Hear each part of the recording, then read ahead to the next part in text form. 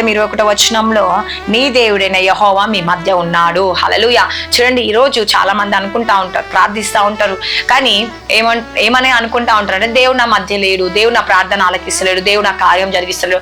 ఎన్ని రోజుల నుంచి వెయిట్ చేస్తా ఉన్నా, ఎన్ని రోజుల నుంచి ప్రార్థిస్తా ఉన్నా, ఎన్ని రోజుల నుంచి నేను కృంగిపోతున్నాను, నాకు గర్భఫలం తెరవబడతలేదు, నా భార్య భర్త సమస్యలు పోతలేవు, నా పిల్లలు మారట్లేదు, తాగుడు వ్యసనాల నుంచి విడుదల పొందట్లేము అని చెప్పి, చీకటి శక్తుల నుంచి విడుదల పొందట్లేము, శాంతి లేదు, సమాధానం లేదు, నెమ్మది లేదని అనేక రకాలుగా ఈరోజు నువ్వు బాధపడుతున్నావా? అయితే దేవునితో ఈరోజు మాట్లాడుతూ ఉన్నాడండి. హల్లెలూయా.